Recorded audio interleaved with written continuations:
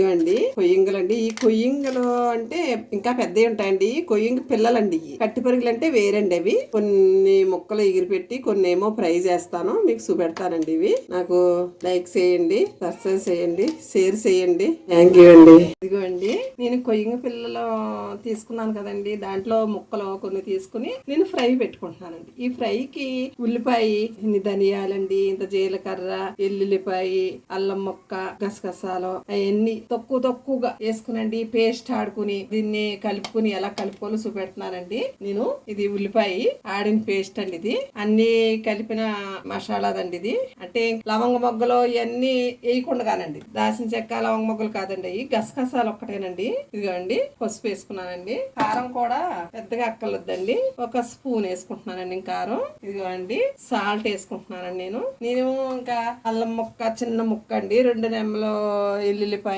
ఇవన్నీ గసగసాల్లోనే ఆడేసుకున్నానండి. ఇది ఇలా కలిపేసుకునండి ఒక్క 10 నిమిషాలు ఉంచుకున్న తర్వాత ఇదిగోండి నేను కొయ్యింగ ముక్కలు ఫ్రై పెడుతున్నానండి. ఇది చాలా సులువండి. ఇప్పుడు నేను చేస్తున్నాను చూడండి. నూనె వేసుకుంటున్నానండి. ఇవి 4 స్పూన్లు ఈ గరిటె వేసుకున్నానండి. ఈ నూనె కాగేదాకా ఉండండి. ఇదిగోండి నూనె కాగింది.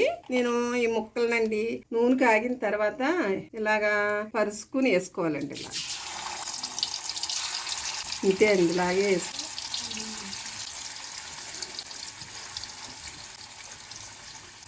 సరేండి. ఇలాగే వేసుకునండి. హైలో ఉంచుకోకూడదండి, స్లోలోనే పెట్టుకొని అలాగే మూత పెట్టుకునండి.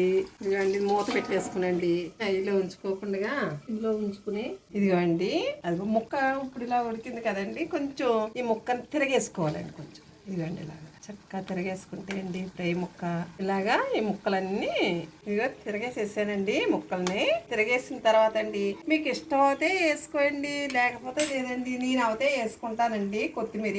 దీనిపైన కొత్తిమీర వేసేసుకుంటే అండి చక్కగా బాగుంటదండి, చాలా బాగుంటదండి కొత్తిమీర వేసుకుంటే. అప్పుడు ఇది మగ్గిన తర్వాత అండి మళ్ళీ ముక్క తిరగేసుకుంటే అండి అడుక్కి పైకి కూడా కొత్తిమీర వస్తుంది. ఇదిగోండి ఫ్రై సారి చూద్దాం. ఫ్రై ఇంకొకసారి తిరగేసుకునండి ఒక్క 2 నిమిషాలు ఉంచుకొని కట్టేసుకోవచ్చు అంతే. ఇది తిరగేసుకునండి ఒక్క 2 నిమిషాలు ఉంచుకుంటే చాలండి.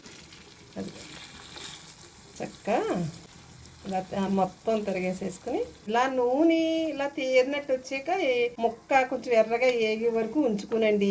అప్పుడు కట్టేసుకోవచ్చండి. ఎప్పుడు కూడా మీరు ఇలాగా నూనె తీరి ఇలా ముక్క తిరగేసుకున్నప్పుడు మనం ఎర్రగా వచ్చిన తర్వాత ఏగిపోయినట్టేనండి. ఇంకా అదిగండి అయిపోయిందండి ఫ్రై, చక్కగా అయ్యింది. నేను స్టవ్ కట్టేస్తానండి. ఇంకా ఇదిగోండి చేపల ఫ్రై రెడీ అండి. చూడండి అందులో దించేటప్పటికి నూనెగా ఉందండి. నూనె అస్సలు ఉండదండి. ముక్కలాక్కుని రేపు సాయంత్రం వరకు ఉంటదండి. ఇది వేళ ఉదయం చేసుకుంటే మళ్ళీ రేపు మార్నింగ్ ఏంటంటే ఈవినింగ్ కూడా వేసుకోవచ్చండి. ఇది చేపల ఫ్రై అండి. బాగుంది కదండి. సబ్స్క్రైబ్ చేయండి, లైక్ చేయండి, షేర్ చేయండి. థ్యాంక్ యూ అండి.